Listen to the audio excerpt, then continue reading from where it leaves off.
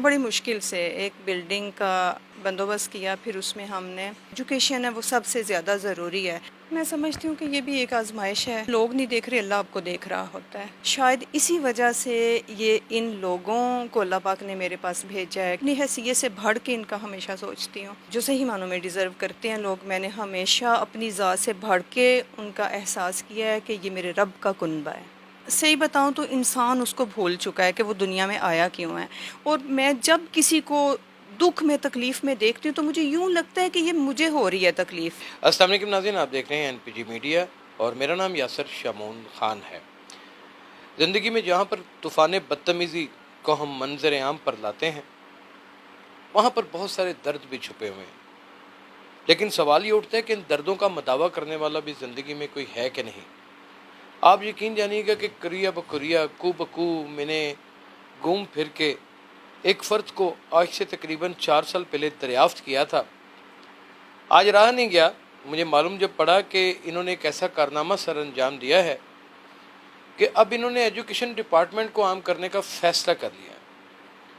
वतन अज़ीज़ पाकिस्तान में 9 मई को होने वाले वाक़यात के पीछे तालीम का ना होना एक बहुत बड़ा फैक्टर है जिसे हम नज़रअंदाज नहीं कर सकते। और इन वाक़यात ने हमें कमो बेश 25 साल पीछे फेंक दिया है।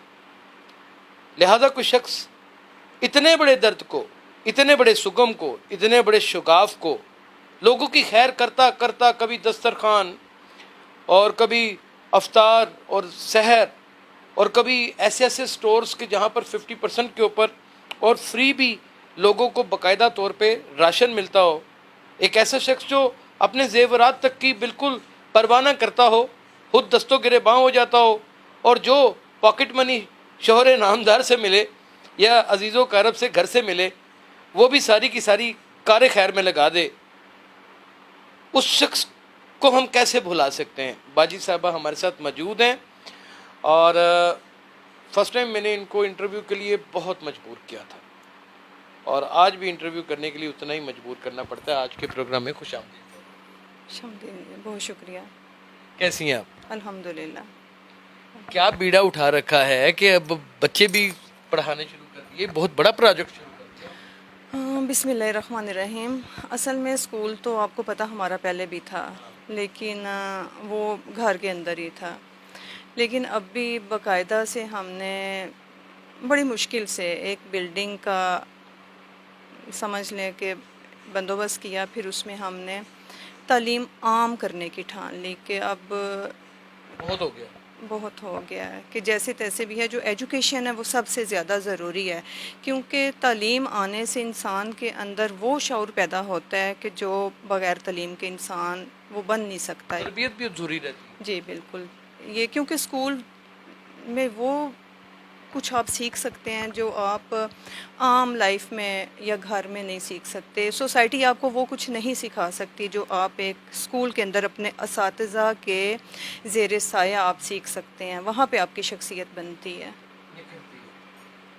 अच्छा बाजी साहब, मुझे आप ये बताइए कि बड़े लोगों ने मुझसे ये सवाल पूछा, मैंने देखा कि आपने यहाँ पे घर किसी का जल गया, आपने लोगों से रिक्वेस्ट की कि उनकी मदद करते हैं, कोई आगे नहीं बढ़ा। आपने अपना ब्रेसलेट, अपनी अंगूठियाँ, अपनी बहुत सारी जेवरात की चीज़ें मेरे सामने बेच दी।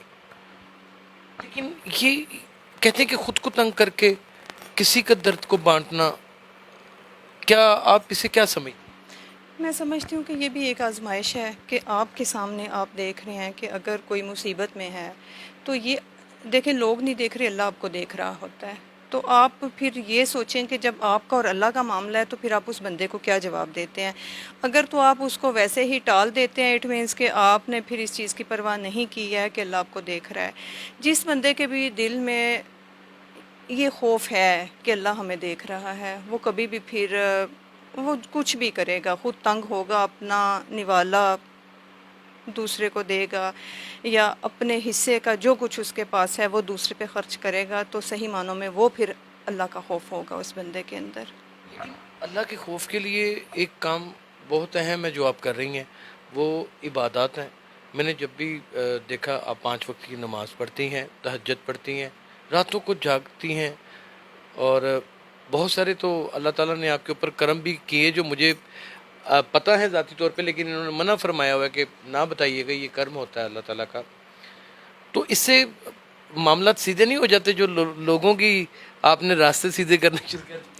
میں اگر آپ کو صحیح بتاؤں نا کہ یہ جو اعمال ہیں جو میرے اور میرے خدا کے درمیان ہیں، شاید اسی وجہ سے یہ ان لوگوں کو اللہ پاک نے میرے پاس بھیجا ہے کہ یعنی کہ مجھے یہ ایک شاید میرے رب نے یہ آزمایا ہے کہ دیکھیں کہ اب یہ بندی میرے کنبے کا کیا کرتی ہے، کیونکہ یہ جو اللہ کی مخلوق ہے یہ اللہ کا کنبہ ہے.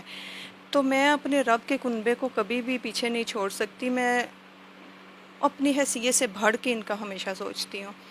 اور میں خود کھانا کھاؤں نہ یا نہ کھاؤں، میرا یہی دل ہوتا ہے کہ میرے جو دوسرے لوگ ہیں یہ کھا لیں، میری اپنی کوئی ایسی چیز رہ جائے، گرمیوں سردیوں کے کپڑے رہ جائیں، میری کچھ بھی ایسی چیز رہ جو ضروری ہے، لیکن جو لوگ ہیں ان کو کبھی میں نہیں چاہتی کہ یہ لوگ خالی جائیں، جو صحیح معنوں میں ڈیزرو کرتے ہیں. وہ آ گیا. جی، جو صحیح معنوں میں ڈیزرو کرتے ہیں لوگ. میں نے ہمیشہ اپنی ذات سے بڑھ کے ان کا احساس کیا ہے کہ یہ میرے رب کا کنبہ ہے. اچھا بھائی صاحبہ، اس دفعہ ہم نے کچھ انویسٹیگیشن بھی کر رکھی ہے. سوال تو شاید آپ کو ناگوار گزرے، لیکن کرنا بہت ضروری ہے کیونکہ اب آپ پبلک فگر ہیں. آپ کی ایک اتنی بڑی S S P W F کے نام سے تنظیم ہے، ایک جو باقاعدہ پاسٹ اور کلیئر این جی او ہے. اتنے ممبرز ہیں آپ کے، ہمیں پتہ چلا کہ کوئی شخص ایک دمڑی کی بھی مدد نہیں کرتا کوئی ایک دو کے علاوہ. ہاں دیکھیں، میرے جو ممبران ہیں وہ بھی ایک فیملی کی حیثیت رکھتے ہیں. آپ بہتر یہ کہ اس چیز کا جواب آپ میرے ممبران سے لیں، وہ زیادہ بہتر ہوگا. میں کچھ ان کے بارے میں نہیں کہہ سکتی. لیکن ہماری انویسٹیگیشن کسی حد تک صحیح ہے. میں اس کا جواب نہیں دینا چاہتی. آپ میرے ممبران سے علیحدہ علیحدہ بے شک آپ ان کا انٹرویو کریں، آپ یہ سوال ان سے پوچھیں. یہ ایک انویسٹیگیشن تھی جو ہم نے کی ہوئی تھی. اچھا، شوہر نامدار نے کبھی منع نہیں کیا کہ میں اتنی محنت سے پیسہ کماتا ہوں باہر اور اتنا آپ کو پیسے بھیجتا ہوں، آپ اس میں سے بہت سارے، ایون کہ آپ نے تو اپنی زمین تک، کچھ پلاٹ تک بھی بیچے مجھے جہاں تک پتہ ہے. ہاں، اصل میں ابھی بھی جو وراثتی کچھ ایسی چیزیں ہیں جو انشاءاللہ مجھے امید ہے کہ ان میں سے بھی مجھے جو میرے حصے کی چیزیں ہیں وہ ملیں گی.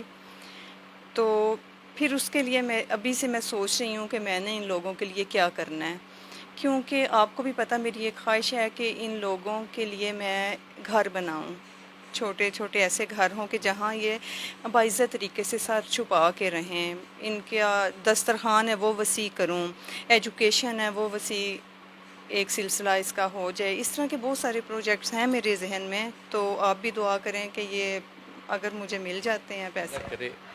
تو پھر یہ انہی لوگوں کے لیے ہیں جو میرے رب کی مخلوق ہے انشاءاللہ. ناظرین، ایک بات تو بالکل پرفیکٹ اور کنفرم ہے، جب تک آپ لوگوں کے درد کو اپنے اندر سمو نہیں لیتے اور ان کی مشکلات کو حل کرنے میں کوئی حصہ نہیں بن جاتے، تب تک حقوق العباد تو پورے نہیں ہوتے. اور اللہ تعالیٰ نے خود قرآن مجید میں یہ بات فرما دی ہے کہ حقوق اللہ کی تو آپ مجھ سے معافی مانگیں گے، میں معاف بھی کر دوں گا کیونکہ وہ میرا اختیار ہے.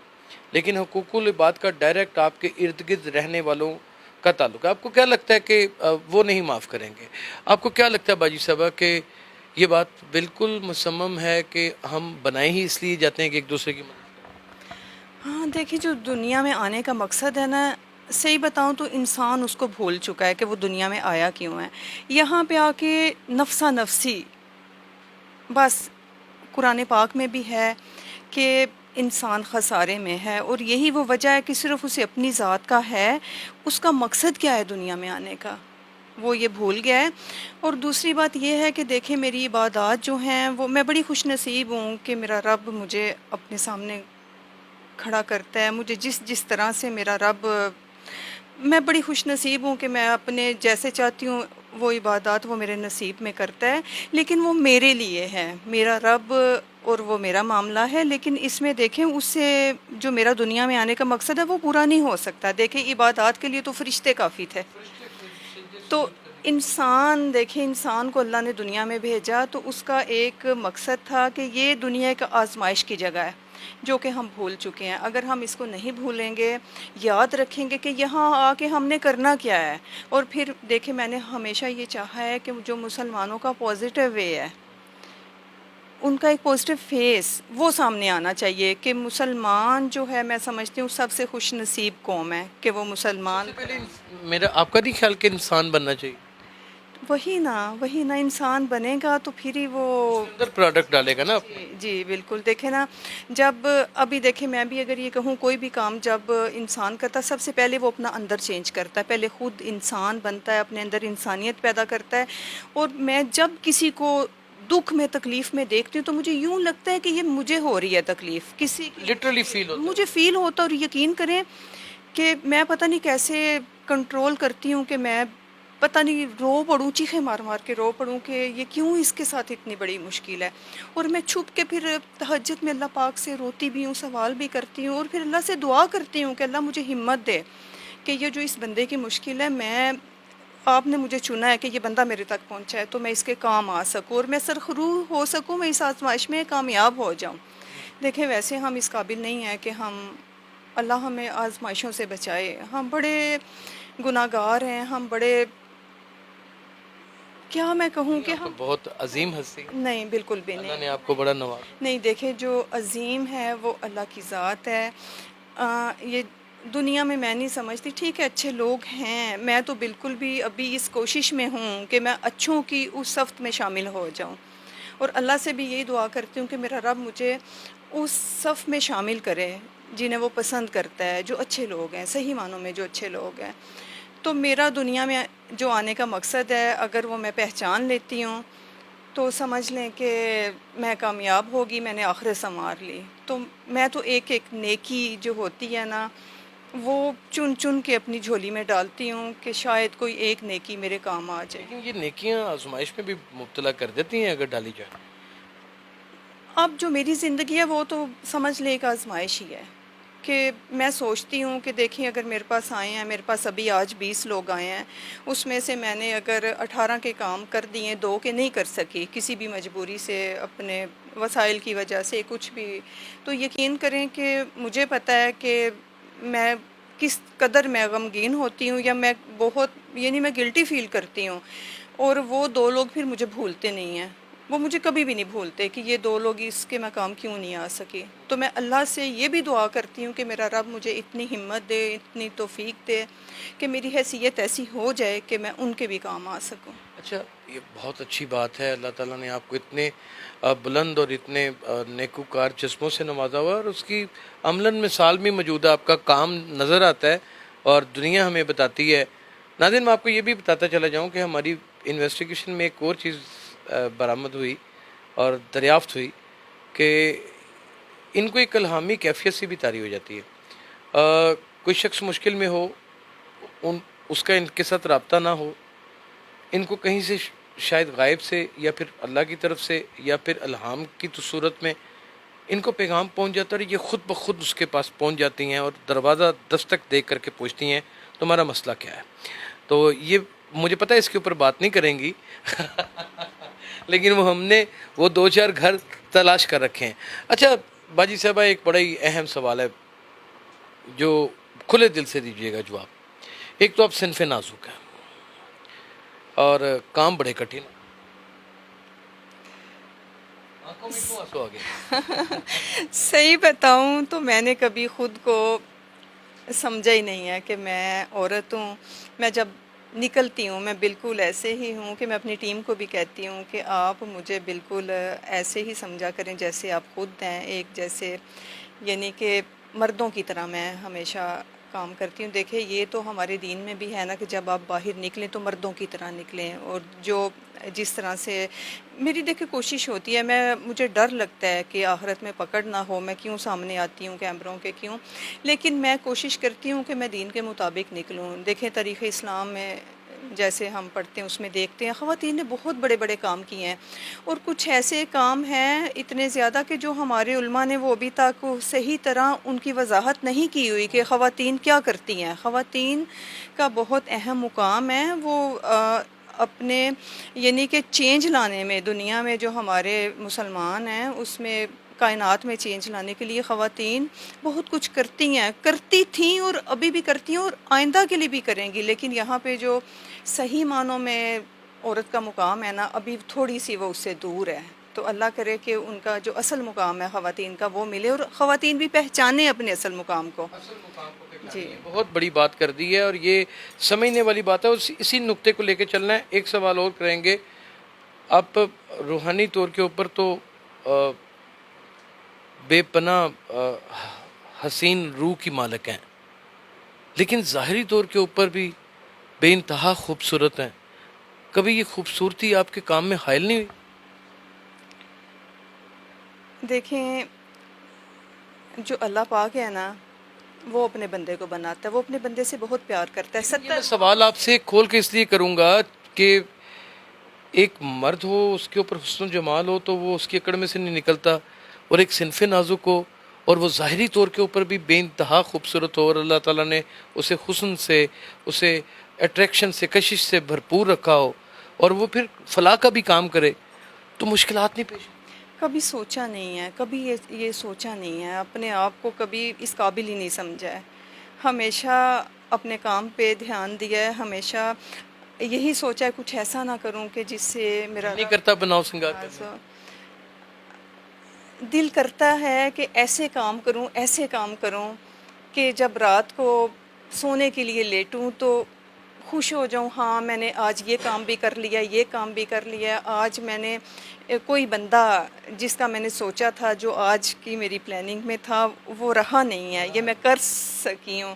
تو اس سے بڑھ کے کوئی سوچ نہیں آتی، اور سب سے خوبصورت بھی یہی سوچ ہے، میں جو ہوں یہ میرے رب نے بنایا ہے، اگر آپ نے تعریف کرنی ہے تو میرے رب کی کریں، کیونکہ اس میں کمال جو ہے وہ میرے رب کا ہے، میرا اس میں کوئی کمال نہیں ہے، میں تو گناہگار ہوں، کسی قابل نہیں ہوں۔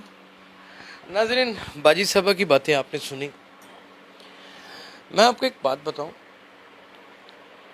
خواتین ہوں یا مرد ہوں، ظاہری حسن اور جمال کے پیچھے وہ بالکل ایسے لٹو ہوئے پڑے ہیں کہ اپنی ہوش بھی کھو بیٹھے ہیں۔